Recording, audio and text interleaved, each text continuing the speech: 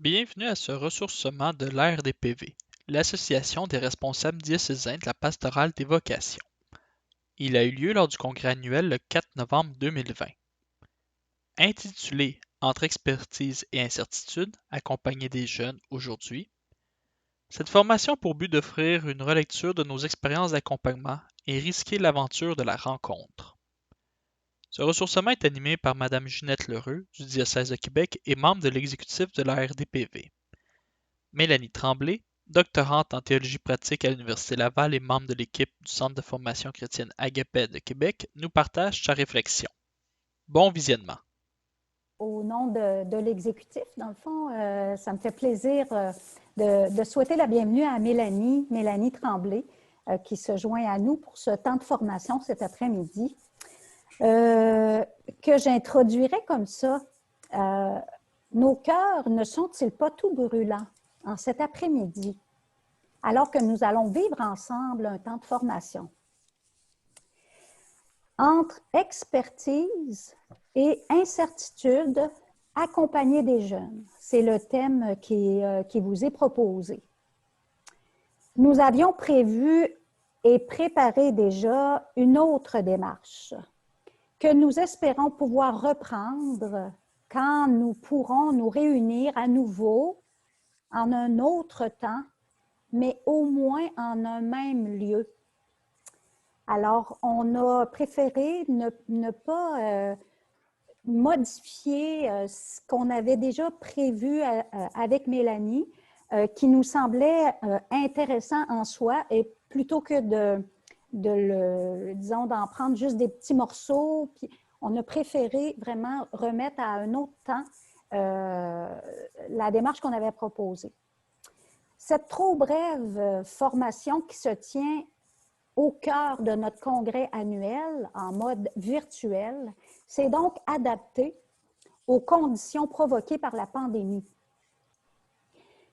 Elle se rapprochera d'une relecture de nos pratiques à partir de tout ce que ça fragilise qu'on vit actuellement, ce que ça fragilise en nous comme individus, mais aussi comme institution. On en parlait un petit peu ce matin là, à l'Assemblée.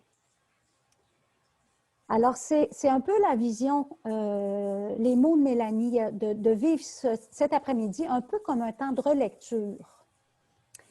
Une relecture, ça nous invite à être attentifs au processus, au comment ça se passe.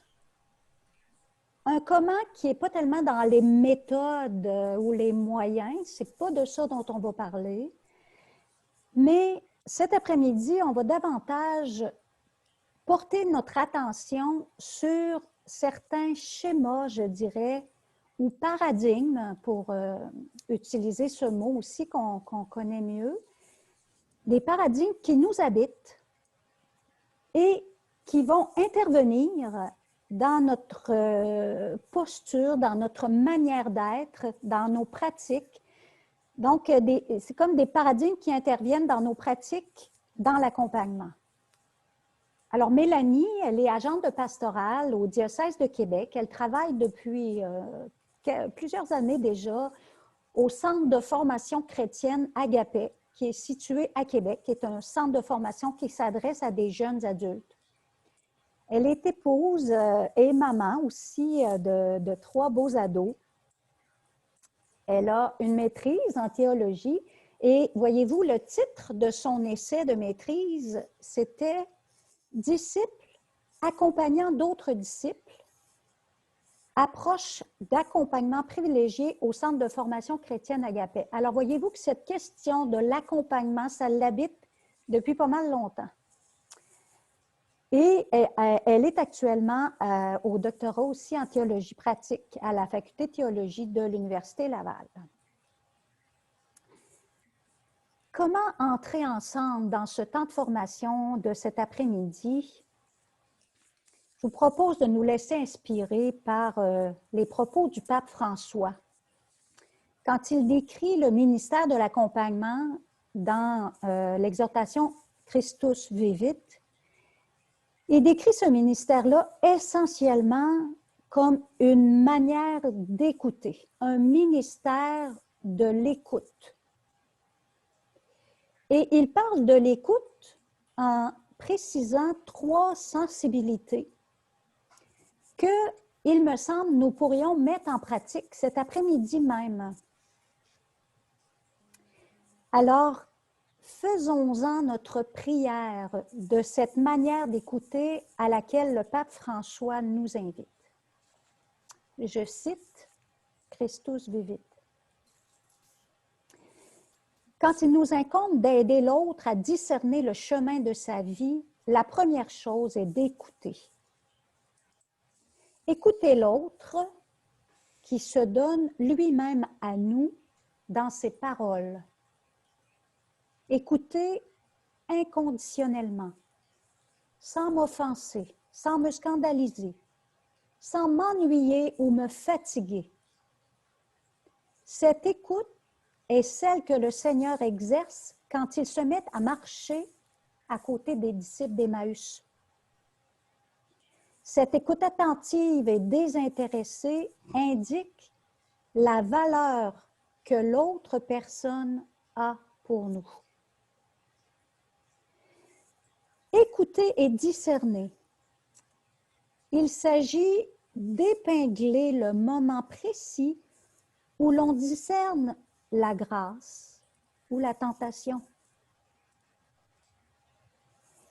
Écouter aussi les impulsions que l'autre exprime en avant, parce que l'autre, il est déjà centré sur l'ultime désir de sa vie, selon ce qui plaît au Seigneur. Mais pour accompagner les autres sur ce chemin, nous dit le pape,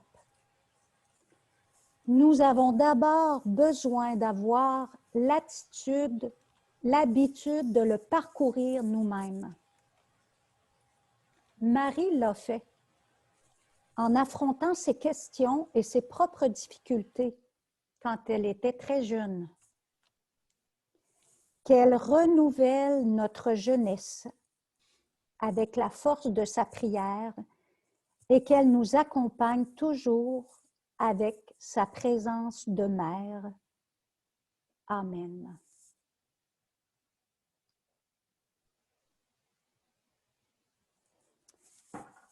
Alors, je laisse maintenant la parole à Mélanie. Merci beaucoup, Ginette. Bonjour à chacun et à chacune. Ça me fait plaisir d'être avec vous cet après-midi, même si il faut que je l'avoue, c'est un peu intimidant quand même, parce que j'ai devant moi des personnes qui sont pleines d'expérience, hein? Et donc un temps de formation, mais j'aurais plutôt envie de dire un temps de réflexion peut-être plus ensemble. Ce que je vous propose aujourd'hui, c'est pas de l'ordre des savoirs, hein? Ça ne relève pas de mon expertise, justement, mais c'est plutôt, comme Ginette l'évoquait, une tentative de mise au jour, ou en tout cas de mise à la discussion, très certainement, et à la réflexion, de processus à travers lesquels il nous serait peut-être possible de consentir à habiter l'incertitude, justement. Bien qu'on soit tenté, puis en ce moment, avec la situation qu'on vit, je pense que si vous êtes comme moi, je m'en rends compte plus que jamais à quel point nous sommes tentés de faire comme si tout pouvait encore être comme avant, hein? Face au changement. On cherche à suppléer, on cherche à mettre en œuvre tous les moyens possibles pour nous faire croire qu'il n'y a rien qui change. Parce que le changement, c'est difficile quand même. Parce que ça nous oblige à consentir au vide qu'il y a forcément entre le vieux et le neuf. Hein? Entre hier et demain. Il y a forcément un espace d'incertitude, de vide qu'il nous faut consentir à habiter dans le passage de l'un à l'autre. Puis ça, ben, c'est difficile, puis c'est inconfortable. Donc, on cherche constamment à s'installer dans des nouveaux modes de fonctionnement, dans des nouvelles habitudes pour rapidement être sécurisé, être confortable. Puis, au début de cette rencontre, en attendant que tout le monde arrive, déjà, on avait une discussion sur les nouvelles modalités, notamment. Hein? Ça fait moins d'1 an qu'on vit cette situation-là et déjà, on a trouvé le moyen de pallier à ce manque. Hein? Puis comment des nouvelles habitudes, des nouvelles compétences, des nouvelles façons de faire se sont rapidement installées pour pallier et puis pour faire en sorte qu'on puisse continuer nos vies, nos rencontres, notre travail le plus possible comme avant. Puis quel soulagement à l'idée, justement, que tout pourrait redevenir comme avant. Je ne sais pas si vous entendez ça aussi présentement, quand on évoque le moment où on pourra enfin revenir à la vie normale. Hein? On espère tout ça comme si la vie normale, ce serait la même que celle d'avant. Puis je peux vous dire très, très concrètement, je ressens ça jusque dans mes entrailles. À chaque fois que mon adolescente me place devant les changements qu'elle vit, qui s'opèrent en elle, à quel point je me sens déstabilisée. Et dès lors que je vois pointer à nouveau ce que je connais bien, des petits relents de l'enfance, je me dis « Oh mon Dieu, merci, je viens de retrouver ma petite fille! » Hein? Comme si cette petite fille, justement, le mieux, ce serait qu'elle ne grandisse pas. Le mieux, ce serait qu'elle ne change pas. Ce qui est le plus rassurant pour moi, c'est de la retrouver comme avant. Hein? Parce que, justement, c'est ce consentement à entrer dans une période de vide. Je la connaissais bien avant, puis un jour, je vais la connaître mieux. Mais entre les deux, il y a beaucoup d'incertitudes. Voilà. Alors, je vais partager mon écran entre expertise et incertitude accompagnée des jeunes. C'est comme ça que j'ai appelé la réflexion que j'avais envie de partager avec vous. Ces termes-là me viennent d'un texte de Yves Saint-Arnaud que peut-être certains d'entre vous ont déjà lu, très intéressant, à propos d'un conflit de paradigme dans l'intervention. Dans le cas de Saint-Arnaud, c'est dans l'intervention plus de l'ordre de la psychothérapie, mais je trouve qu'ici, il y a quelque chose quand même d'intéressant pour nous.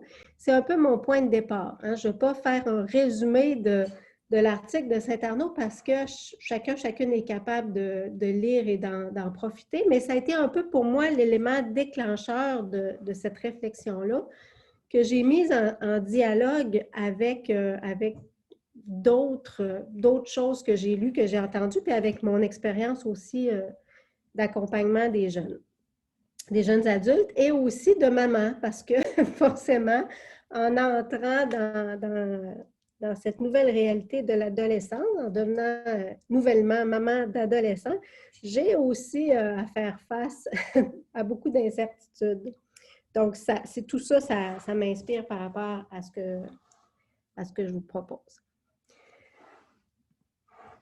Pour commencer, j'avais envie de partager avec vous un constat. Déjà, par rapport à ma propre pratique. Je voulais te dire qu'on te voit quand même, hein? Oui, mais moi, je ne me vois pas, donc ça va. Ah, c'est correct. Oui. Pour te dire que si tu fais des grimaces, on les voit. D'accord, je vais faire attention. Alors voilà, je vous propose pour commencer un constat, déjà qui est le point de départ à partir duquel j'envisage ce conflit-là de paradigme. Donc, j'accompagne des jeunes adultes depuis 16 ans. Je pense pouvoir leur apporter quelque chose, évidemment, dans mon travail, parce que j'ai de l'expérience, des savoirs, des compétences, comme chacun d'entre nous. Je m'inscris dans une tradition que je considère riche et féconde, qui a fait ses preuves dans ma vie, puis dans celle de bien d'autres aussi. Mais les particularités des jeunes de cette génération, la génération à qui j'ai affaire maintenant, peut-être encore plus qu'il y a 10 ou 15 ans, ces jeunes-là sont de plus en plus, pour moi, insaisissables. Puis sans compter aussi les particularités de chaque individu. Je me rends compte à travers mon travail qu'en équipe, comme œuvre, comme milieu, on cherche à changer constamment des choses, à nous adapter aux nouvelles réalités. Mais que rapidement, on revient à ce qu'on connaît bien.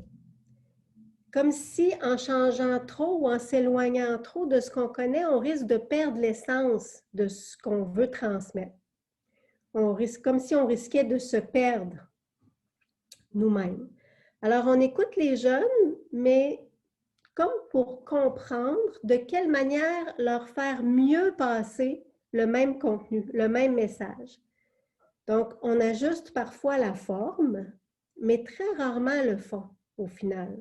Ça demeure assez esthétique. On essaie, si je peux m'exprimer ainsi, de les séduire. Mais au fond, le changement est assez superficiel. D'autant plus que j'ai vécu moi-même cette expérience que nous proposons au Centre Agapé il y a 23 ans en tant qu'étudiante. Puis je vois bien que mon premier mouvement, il est plus souvent tourné vers le passé. Des fois, je fais des blagues, je dis « ça fait pas longtemps que je suis vieille, mais je suis quand même vieille ».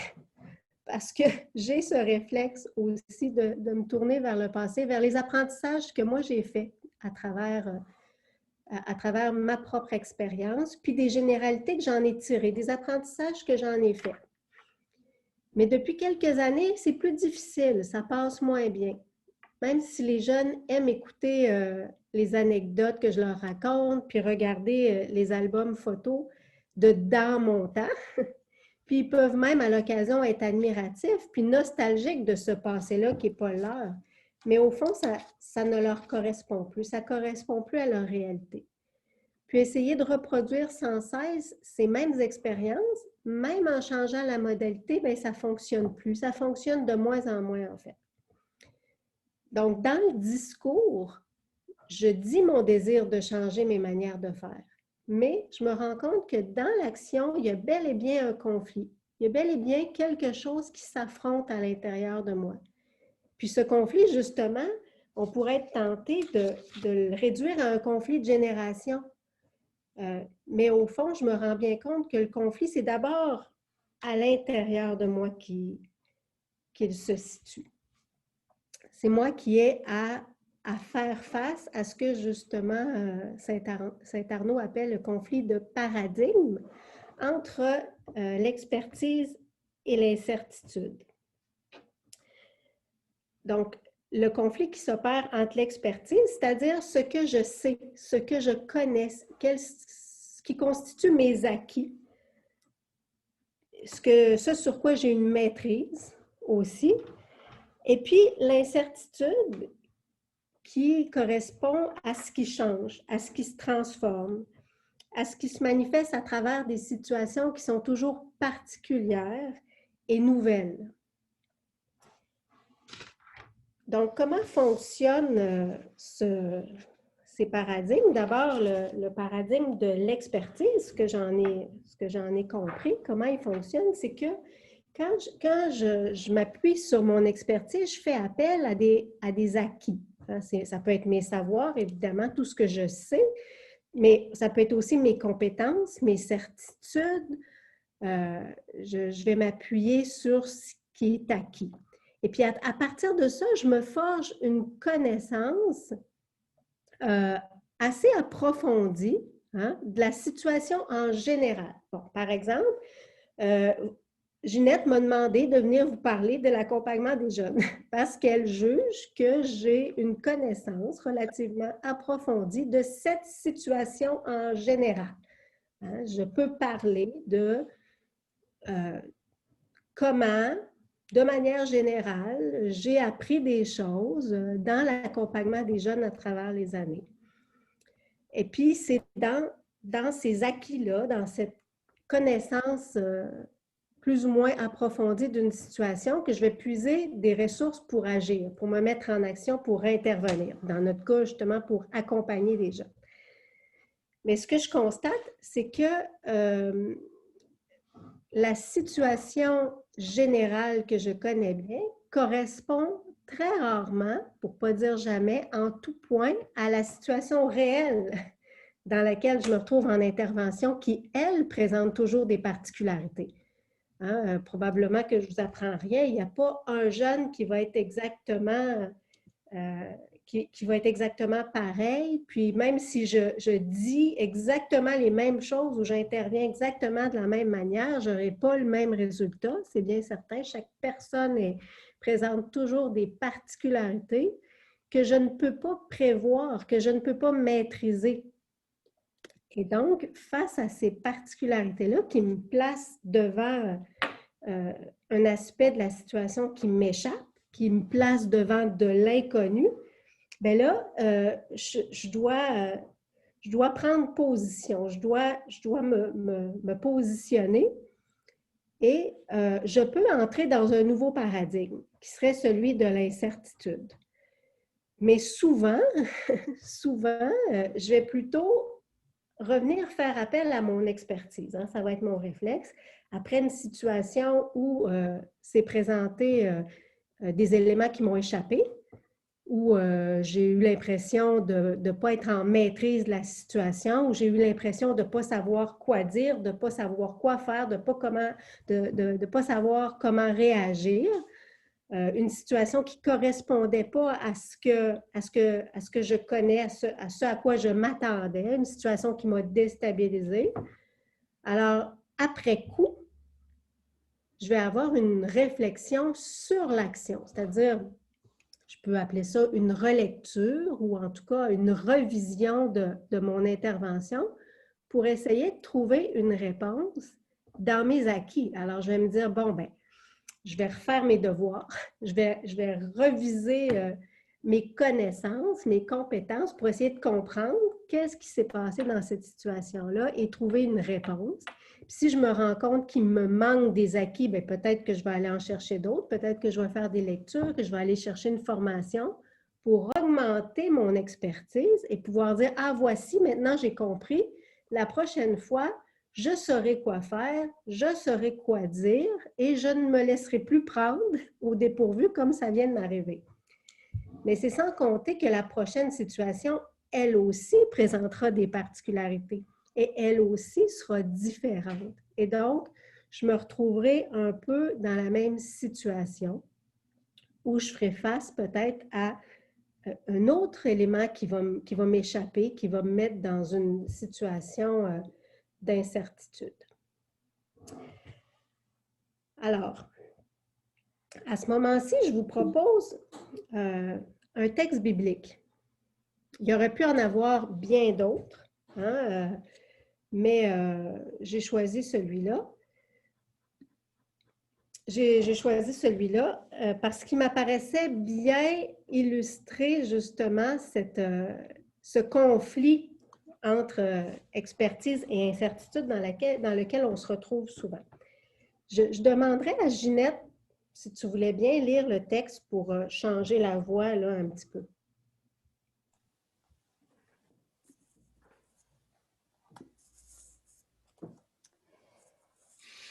Il y avait parmi les pharisiens un homme du nom de Nicodème, un chef des Juifs. Celui-ci vint voir Jésus de nuit et il lui dit, « Rabbi, nous le savons, c'est de la part de Dieu que tu es venu en docteur. Personne, en effet, ne peut faire ces signes que tu fais si Dieu n'est pas avec lui. »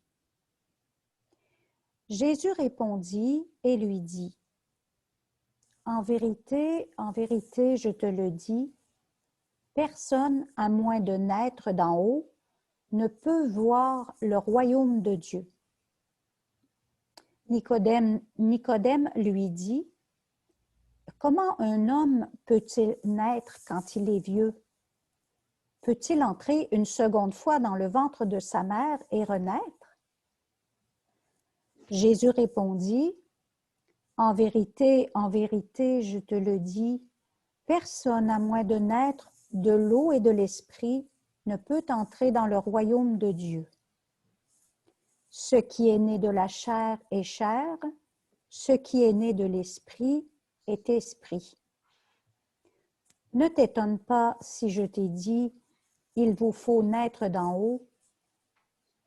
Le vent souffle où il veut, et sa voix tu l'entends, mais tu ne sais d'où il vient ni où il va.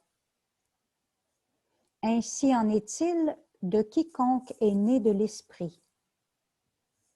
Nicodème répondit et lui dit, « Comment cela peut-il se faire? » Jésus répondit et lui dit, « Tu es le docteur d'Israël et tu ne connais pas cela. » Merci, Ginette. Alors, ce texte-là, je le trouve vraiment intéressant, au-delà du contenu, de ce qui est dit dans ce texte-là, qui est aussi fort intéressant et de quoi on pourrait discuter longtemps. Ce qui m'a intéressé, c'est vraiment le processus, la posture, la position dans laquelle Nicodème se retrouve. En fait, Nicodème, il est bien mal pris, là. En tout cas, dans ma lecture à moi, je le trouve bien mal pris. Il vient vers Jésus à partir d'un savoir. Hein? Il a des acquis, Nicodème, c'est un expert et il arrive à partir d'un savoir. Donc, Rabbi, nous le savons. Donc, il appuie déjà son intervention sur ce qu'il sait. Et Jésus va lui répondre déjà en parlant d'ailleurs. En vérité, je te le dis, personne ne peut. Donc, il va reprendre un peu ce que Nicodème lui disait. Donc, Rabbi, nous le savons, personne ne peut si, mais Jésus il dit en vérité, moi je te le dis, personne ne peut si. Donc, c'est comme un dialogue qui reprend les mêmes catégories, mais qui parle d'ailleurs, dans un langage qui est un peu inconnu. Tranquillement, Jésus amène Nicodème ailleurs. Mais Nicodème, il va essayer de ramener cette affirmation de Jésus à ses références à lui, à ce qu'il connaît, justement. Il va chercher des réponses. Pour lui, naître, c'est naître du ventre d'une mère.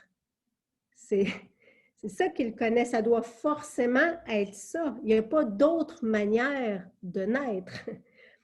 Mais ça ne fonctionne pas avec ce savoir-là. Ça, c'est le savoir que Nicodème a, c'est ce qu'il connaît, mais ce que Jésus dit ne fonctionne pas avec ce savoir-là. Et ça ne marche pas.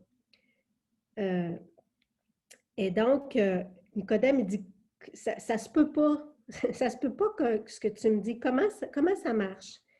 Et là, Jésus fait comprendre à Nicodème que ce dont il lui parle, il ne le sait pas.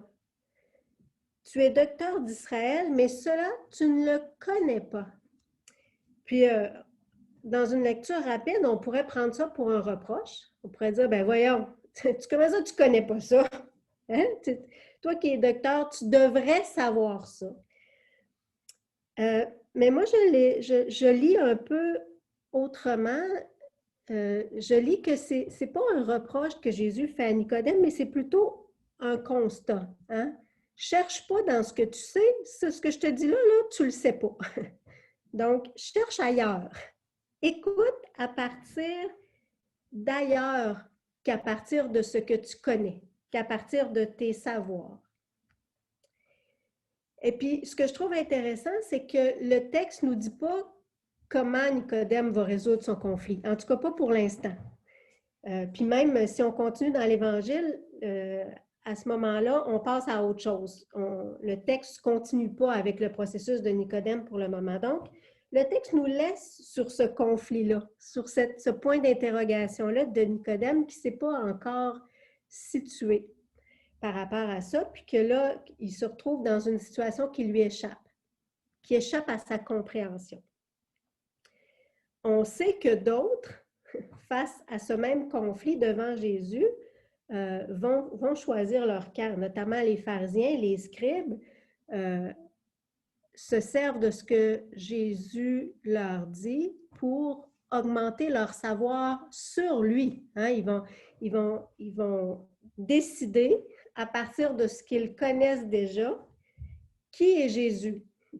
Donc, si Jésus leur dit quelque chose qui ne fonctionne pas avec ce qu'ils savent déjà, avec leurs acquis, il va dire, bon, ben ça y est, c'est un hérétique, il blasphème.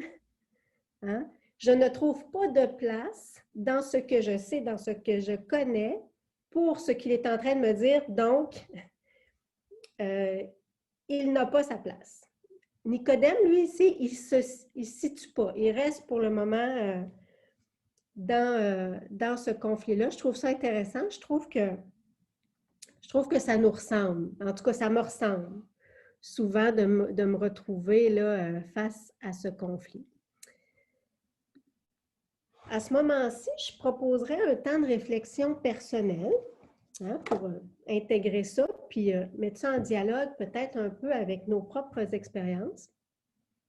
Ce que je vous propose, c'est de prendre un 10 minutes, ne pas quitter la réunion, mais on peut fermer les micros, fermer les caméras même pour se sentir plus libre de réfléchir. Un 10 minutes à partir de ce récit, de ce court récit de Nicodème, pour essayer de nommer et décrire une situation concrète, peut-être et récente, qui me vient en tête, où je reconnais avoir vécu ce conflit de paradigme entre mon expertise, c'est-à-dire mes savoirs, mes compétences, mes certitudes, puis une situation qui présentait de l'inconnu, dont certains aspects semblaient m'échapper. Donc, c'est ce que je propose. On prend 10 minutes, puis ensuite, quand tout le monde reviendra, on pourra accueillir là, une ou deux interventions si certains d'entre vous ont envie de partager des petits bouts de leur réflexion. Ça va?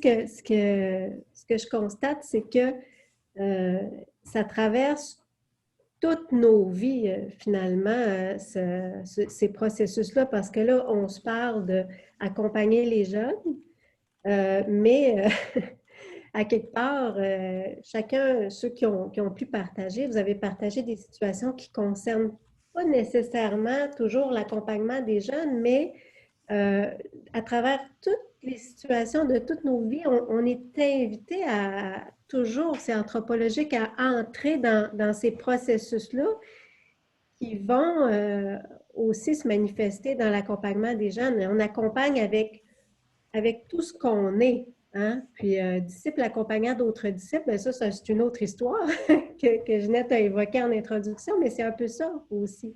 Comment c'est à partir de tout ce que je suis, dans mon être disciple même, qui est interpellé dans toutes les dimensions de ma vie, qui est interpellé à faire face à cette réalité-là. Puis c'est de cette posture-là que je me place devant un jeune que j'ai à accompagner, traversé par toute cette incertitude qui ne concerne pas juste mon intervention auprès de lui, mais qui traverse toute ma vie. Donc, si vous voulez, je repartage à ce moment-ci mon écran pour qu'on puisse un peu continuer. Je vais mettre ça comme ça. Donc là, je ne sais pas si vous connaissez ce petit jeu-là, si ça vous dit quelque chose. Ça s'appelle en anglais Rush Hour. Je ne sais pas trop en français comment ça s'appelle, mais là, je ne vous vois pas, mais je ne sais pas s'il y a des gens qui sont capables de mettre le petit pouce jaune là pour me dire si vous connaissez ce jeu-là, l'image que j'ai mis ici. Pas du tout? Bon, en fait, le principe, oui, François, on est de la même génération, nous, hein? Oui. Bon, quelques personnes le connaissent. En fait, le principe, c'est qu'on a la petite voiture rouge là, qui est au milieu. L'objectif, c'est de la sortir. Il faut trouver la solution pour sortir la petite voiture rouge, puis selon les cartes, bien, on a des configurations différentes des autres voitures qui bloquent. Je vous ai mis ça parce que je trouvais que c'était assez représentatif pour moi, parce que pour que les voitures puissent bouger, pour qu'éventuellement on puisse trouver la solution, il faut qu'il y ait des cases vides. C'est ça un peu mon point, dans le sens que notre expertise, c'est un peu comme les autres voitures. Hein? Et puis, si je n'ai pas d'espace vide, si tout est plein, je ne pourrai jamais faire avancer cette voiture rouge-là. Et c'est ça mon objectif, c'est de faire avancer la voiture rouge. Mais si j'ai tellement d'expertise, j'ai tellement de savoir, j'ai tellement d'acquis qu'il n'y a rien qui peut bouger, bien, la voiture est immobilisée, elle ne peut pas avancer, c'est une impasse. Donc, c'est une image qui a ses limites, hein? Mais je trouvais ça intéressant visuellement de se dire, bien, même si c'est difficile, parce que mon réflexe, c'est toujours de vouloir combler les vides. Hein? Parce que, comme je le disais d'emblée, c'est l'incertitude, ne pas savoir, c'est insécurisant, c'est pas confortable, l'inconnu. Donc, mon réflexe, ça va être de remplir les trous, de remplir les vides. Mais quand je fais ça, ben, je ne peux plus rien bouger. Hein? Il n'y a plus rien qui peut se déplacer. Donc, c'est une petite image qui me dit que même si je les ai, mes acquis, je les ai, mes connaissances, je l'ai, mon expertise, il ne s'agit pas de l'acheter par-dessus bord. Hein? Toutes les autres petites voitures, ils vont rester là-dedans, mais il faut que je puisse être capable de défaire puis de refaire sans cesse des nouvelles configurations, de regarder les choses autrement, de faire bouger les choses autrement. Alors voilà, c'est une petite image. Et donc, l'autre paradigme qui entre en conflit justement avec celui de l'expertise, le paradigme de l'incertitude, auquel tout à l'heure on voyait qu'on pouvait être invité à entrer dans ce nouveau paradigme face à l'inconnu, à une situation qui nous échappe. Donc, le paradigme de l'incertitude, lui, pour construire un peu ce parcours-là, je me suis inspirée du texte de Saint-Arnaud, mais je me suis inspirée beaucoup aussi d'un modèle d'intervention développé par Erika Stella dans le cadre d'une recherche-action sur un service de pastoral de rue de la Rive-Sud. Donc, c'est un modèle d'intervention qui me suit là, depuis plusieurs années puis que je trouve très, très intéressant. Donc, il y a beaucoup de ça aussi qu'on retrouve dans ce que je vous présente à ce moment-ci. Donc, le paradigme de l'incertitude, comment il fonctionne, c'est que le point de départ, c'est une situation nouvelle et inconnue qui provoque l'inconfort, comme on a vu tout à l'heure. Hein? Je me retrouve dans une situation où là, je ne suis pas à l'aise, je ne sais pas quoi faire, ce n'est pas quelque chose de connu, d'habituel. Et donc, si j'accepte d'entrer dans ce nouveau paradigme, ça veut dire que je vais accueillir cette incertitude et puis je vais consentir à cette perte de repère. Ça veut dire que je vais entrer dans une période de flou, hein? Qui me fait penser beaucoup en figure biblique à la nuée. Hein? Quand la nuée arrive, que ce soit, par exemple, au moment de la transfiguration ou avec Moïse, l'Exode, tout ça, dans la Bible, quand la nuée arrive, on sait que c'est Dieu, mais en même temps, on ne voit rien. C'est insaisissable. On peut pas saisir quelque chose, mais on sait qu'il y a quelque chose qui est là, qui se donne à partir d'ailleurs, à partir d'un espace qui m'est inconnu, qui m'est insaisissable, mais dans lequel je suis invitée à entrer. Je suis invitée à consentir, à perdre mes repères, puis là, il y a cette espèce de flou qui s'installe. Et dans cet espace, il est possible de rencontrer l'autre dans sa particularité et de vivre une transformation qui va être mutuelle et qui va conduire peut-être à une nouvelle créativité. Et là, contrairement au paradigme de l'expertise, ce qui va se passer, c'est que la réflexion, donc le retour sur ce qui est en train de se passer, puis mon désir de saisir, d'avancer dans ce qui se passe, il ne sera pas après coup sur l'action, mais il va être dans l'action, dans la rencontre de l'autre, dans l'intervention. La réflexion va se faire au fur et à mesure et donc avec l'autre. C'est à ça que je dois consentir, de ne pas être celle qui va être en maîtrise de la situation, de ne pas être celle qui seule va contrôler l'issue de là où on va ensemble. Parce que moi, je sais, et donc je nous dirigerai vers là où il faut aller, mais la réflexion dans l'action, elle va consentir à habiter un espace puis un peu flou et à consentir à une certaine perte de repère pour construire quelque chose de neuf avec l'autre.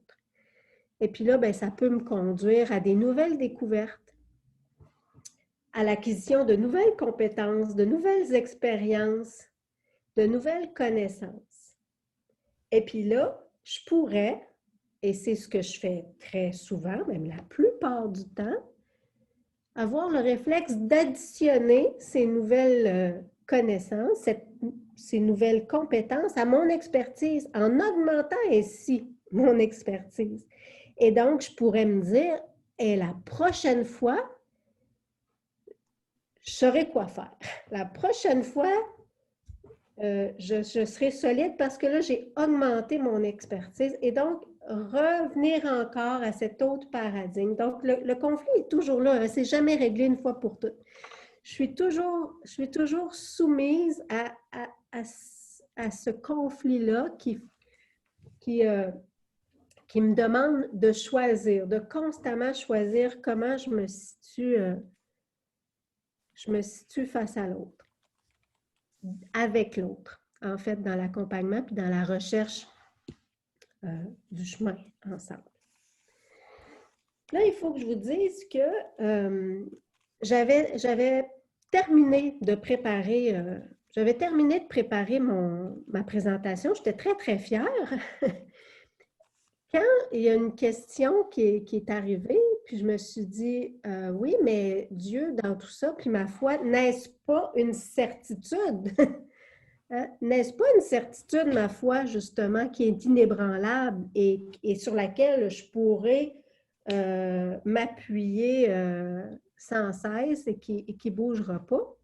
Donc, je me suis dit, si je veux être honnête, il faut que je me pose cette question-là parce que les gens à qui je vais m'adresser, ce sont des gens de foi profonde et ils vont me la poser la question aussi.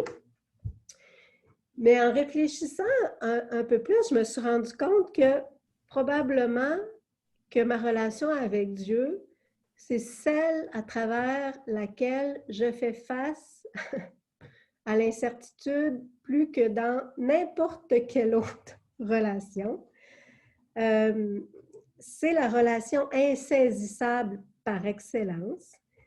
Je connais des choses à propos de Dieu. J'ai une expérience de Dieu, mais elle m'échappe sans cesse et même dans ma vie, elle est sans cesse remise en question.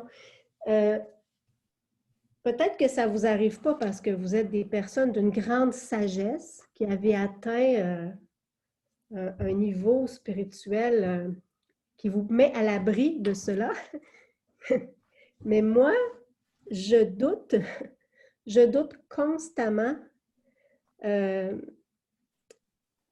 Je vis et je suis entourée avec de gens qui font partie de notre temps, des gens que j'admire, qui sont d'une intelligence, qui ont un grand cœur, ce sont des humains merveilleux, mais qui ne croient pas en Dieu, qui ne croient pas en l'existence de Dieu, ou du moins qui ne voient pas le même visage de Dieu que le mien. Et donc, de côtoyer ces personnes-là, ça me force à reviser constamment et à remettre en doute constamment ma foi et puis mon regard sur Dieu. Et donc, je ne peux pas dire que ma foi et ma relation avec Dieu reposent sur une certitude. Jamais. En tout cas, dans ma vie, c'est comme ça, puisque je suis forcée constamment à la remettre en question.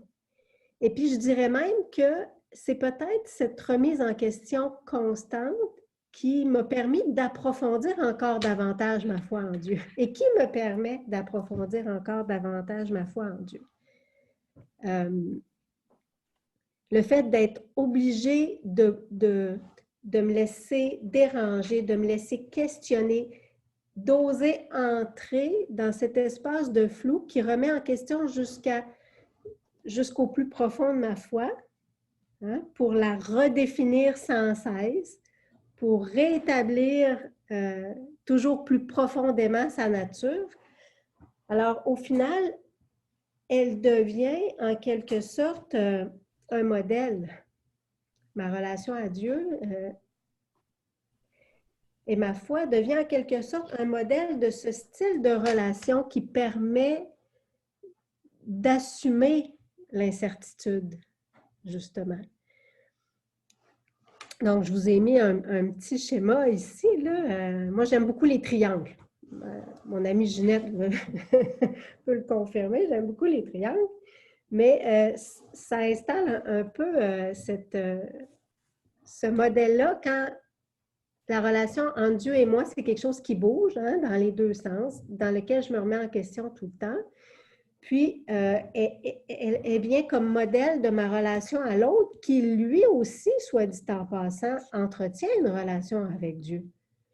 Et puis, d'autant plus que les jeunes qu'on accompagne, la plupart du temps, ce sont des jeunes qui ont une relation avec Dieu. En tout cas, au Centre Agapé, les jeunes qui s'approchent de nous, c'est parce qu'ils ont une relation avec Dieu et qui font appel à nous pour l'approfondir, tout ça. Donc, je ne peux pas nier ça. Je ne peux pas faire comme si Dieu me parlait à moi et que moi, j'étais son intermédiaire, hein, pour transmettre le message à l'autre.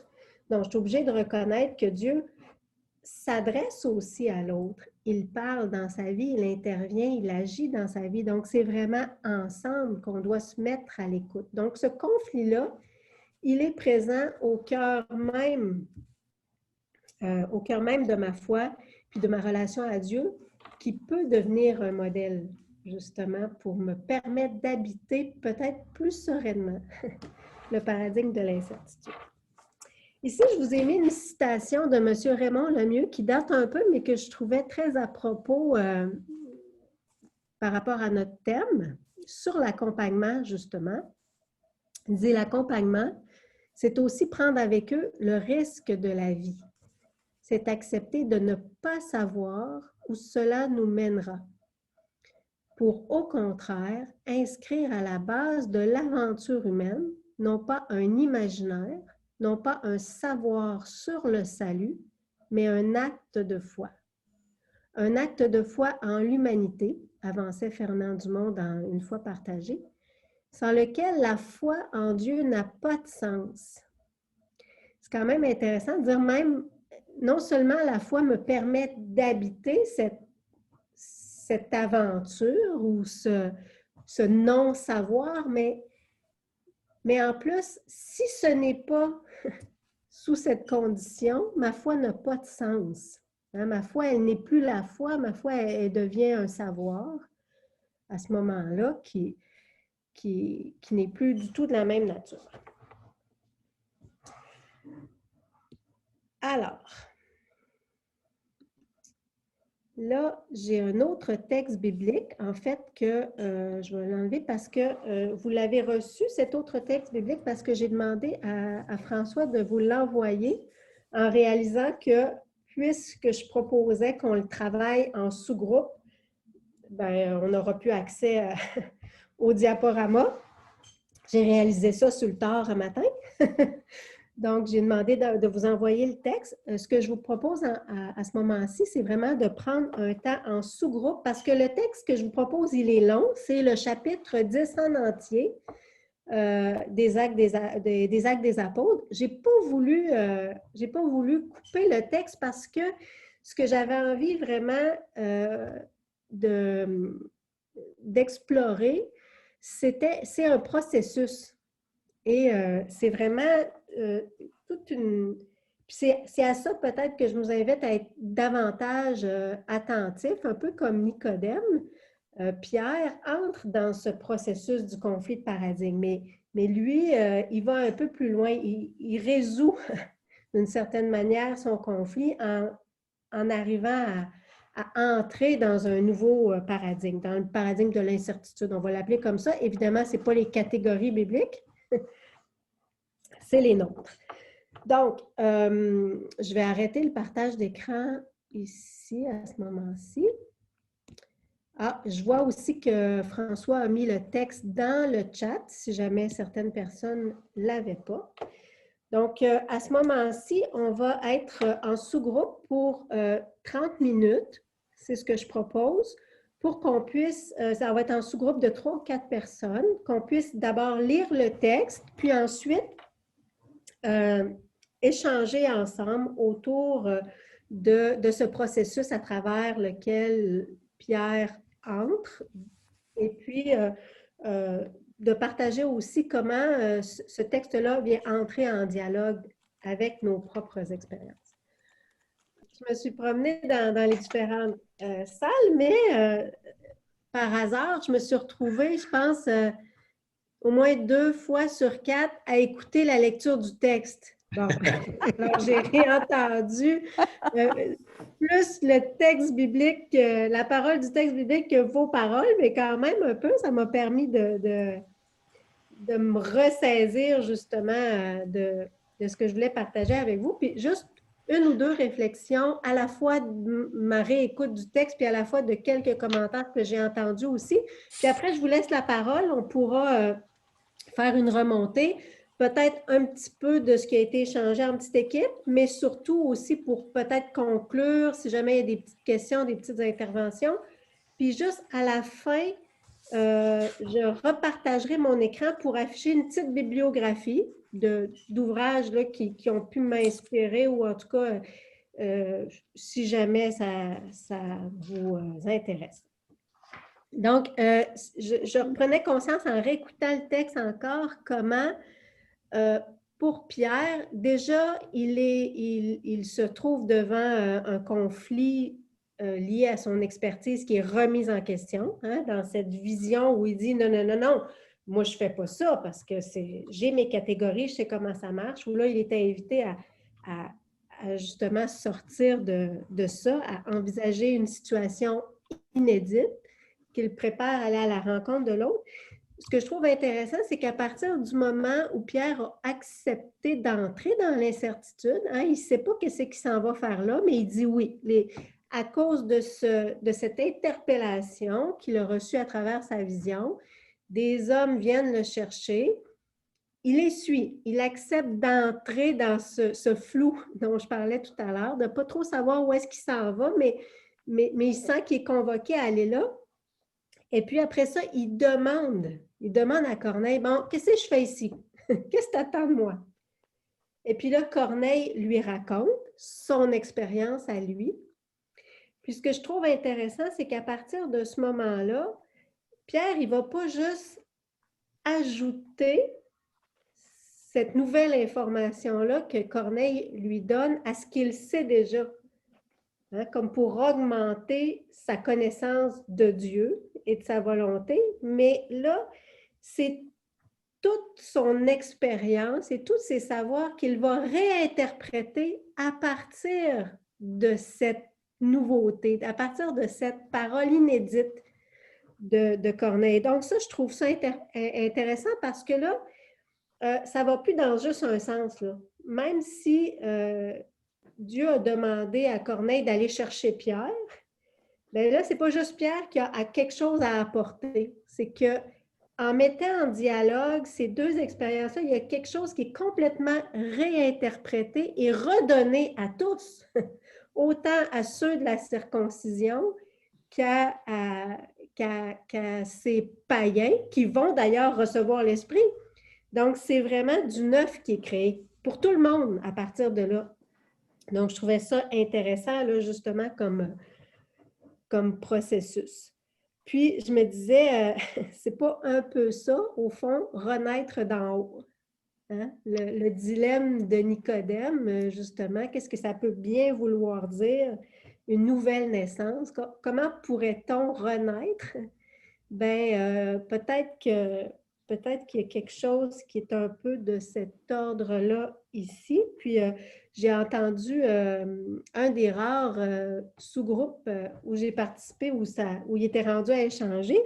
J'ai entendu faire un lien avec le concile, notamment, c'est toi, André, qui parlait de ça, du concile, comment c'est étonnant de voir qu'on puisse en arriver à un certain consensus, ou en tout cas une parole commune là, dans un tel processus.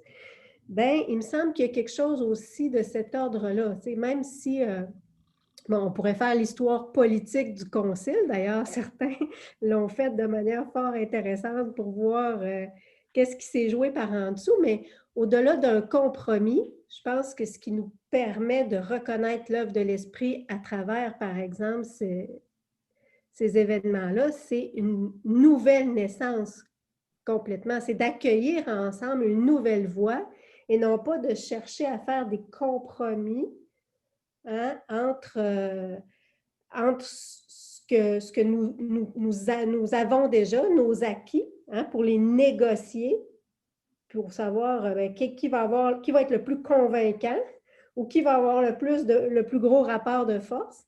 Mais c'est de consentir à entrer ensemble dans quelque chose qui va produire du neuf, qui va conduire à quelque chose d'inédit. Puis on pourrait même faire le lien avec aussi, c'est Sylvain là, qui parlait de divergence, même de culture, même de politique. Hein? Comment, si on est dans la négociation, ça va être difficile de renaître d'en haut, je pense. Je pense que là, on va rester au plus fort la poche.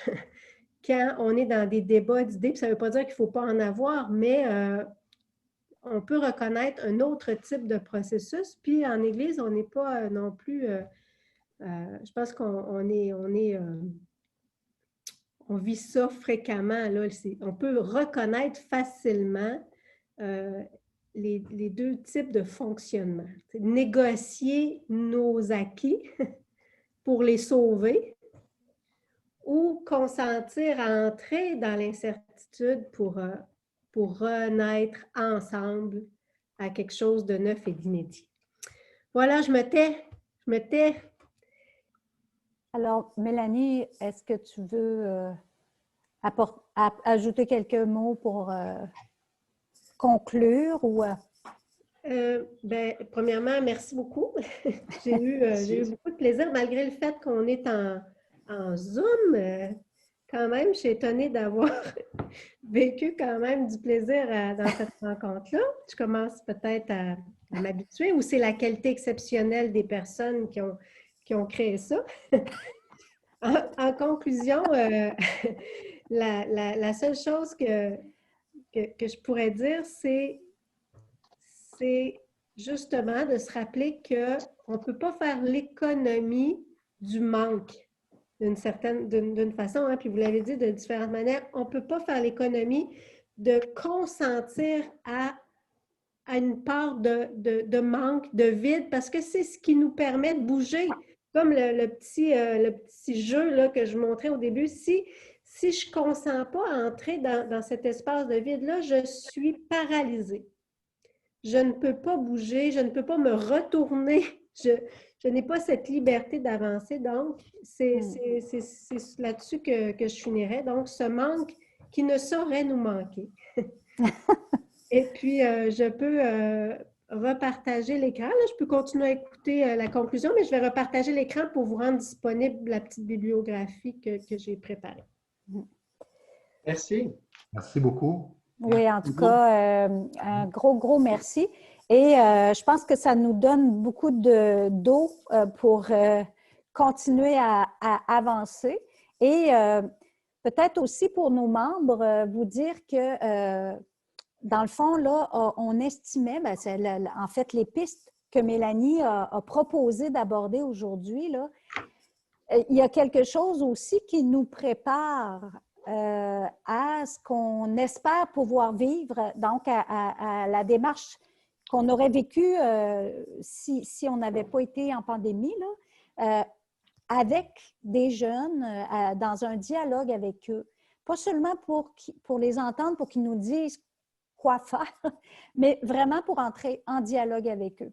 Alors, c'est comme une première étape, si je peux dire, dans une suite qu'on espère éventuellement pas trop lointaine. Alors, un immense merci, Mélanie.